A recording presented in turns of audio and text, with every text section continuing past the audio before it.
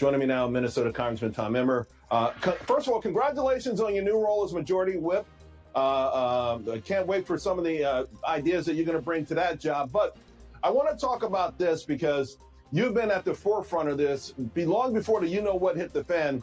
Let's start by playing a portion of a recording of a conversation that was recalled by CME President Terry Duffy. And it's got some shocking things in here about a conversation he had with Sam Bankman-Fried. Take a listen. Let me be your risk manager. I'll clear it to make sure it's done properly. He says, well, you won't deploy my model. I said, your model is crap. Why would I deploy a model that's going to introduce risk to the system? He turned me down, flat out turned me down. And that's right away I said to him, I said, you know what, you're a fraud. You're an absolute fraud. I went to Congress. I've never seen a Washington, D.C. like I saw that time, from the regulators to the members of Congress, singing hymns that I never heard before. He said that you could lose 85 to 90% of your value overnight. And I said, he will not commit to keeping this just to crypto. I said, the reason is because he wants to deploy it across all asset classes. I said, that is a biblical disaster if you people allow this to happen. I guess the question, Congressman, is why did you people allow this to happen?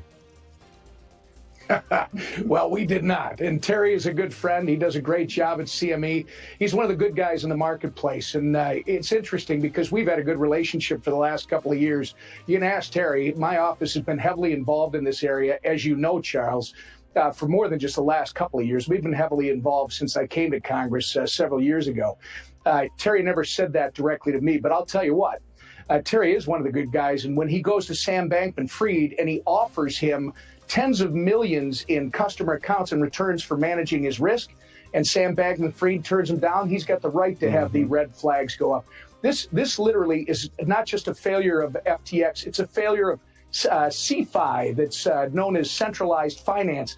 It is not a failure of crypto. This is a failure of it's a failure of Sam Bankman-Fried. It's a failure of business ethics, and it's a failure of the government oversight and regulatory procedures. Yeah, and I wanted to bring that up because you've always been a champion of technology, the role that it's played in the prosperity of Americans.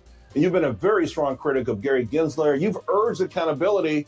What's going on there? Why? I mean, why? What do you think? What are they telling you about the inability to add clarification to this issue, making it worse?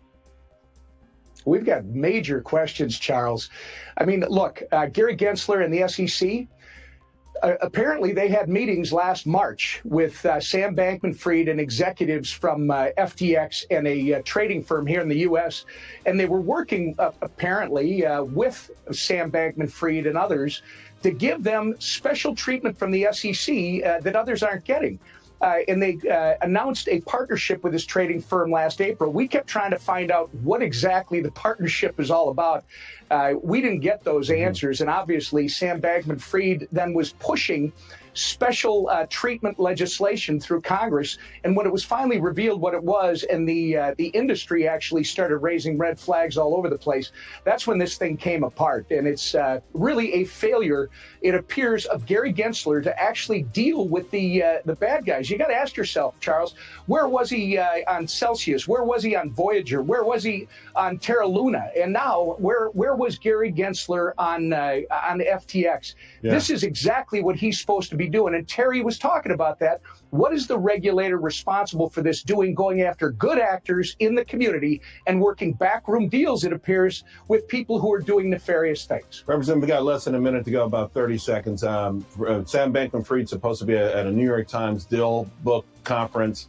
Last I looked yesterday, he was still on the program, but they also added Ben Affleck. I don't know what that's all about, but I mean, he's still being feted by parts of the industry as some sort of wonder kind. I mean, what the heck is going on? Charles, the New York Times is not the industry. I've stopped trying to understand the New York Times. They wrote a puff piece on him within the last week for some reason. Here's a guy who mismanaged funds, it appears.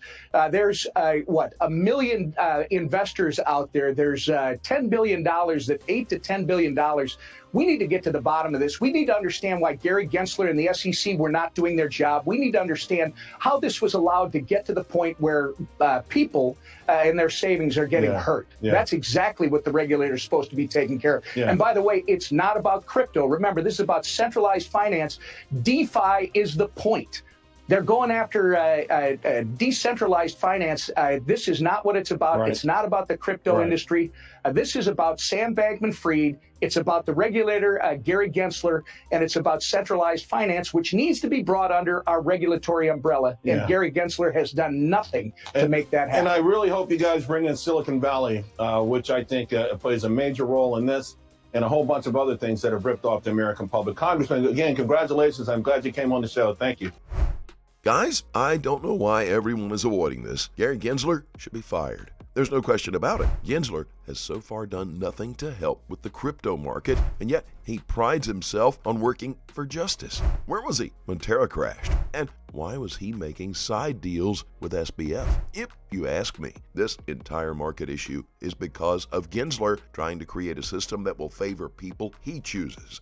Now, look what happened. Anyway, time to roll that intro. As always, welcome to Moneyside, your favorite crypto channel.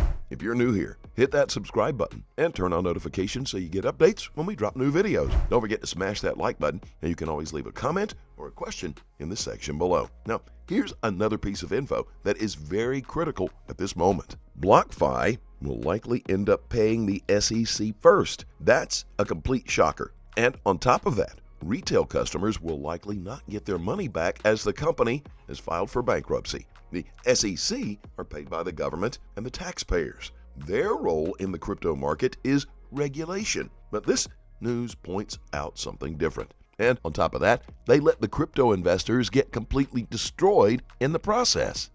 Guys, Ripple and XRP BEP20 are available for staking. Yep, you heard that right. And that's not all. 24 words of recovery, more than 200 tokens, and cryptocurrencies in 9 networks. Where, you ask? RSTAKING is the perfect platform for anyone who doesn't like the SEC or doesn't want the government up in their business. This platform offers complete privacy to its users. And here's the kicker. There's no withdrawal limit. Fixed 25% APR per year on all tokens and crypto coins. The platform also offers a free $5 to every new user. The bonus is credited with RHIN tokens. In addition, RHIN token withdrawal will be possible in 2023. Right now, RHIN token is available for staking only. All rewards are only credited in BUSD or Tether USDT. Rewards will accrue every 3 hours. And the best of all, staking can be closed by yourself at any time. Check this out, guys. The SEC continues to fill their pockets with money that they stole from customers without any care in the world for what happens to those customers. Is this a company we would like to regulate the crypto world?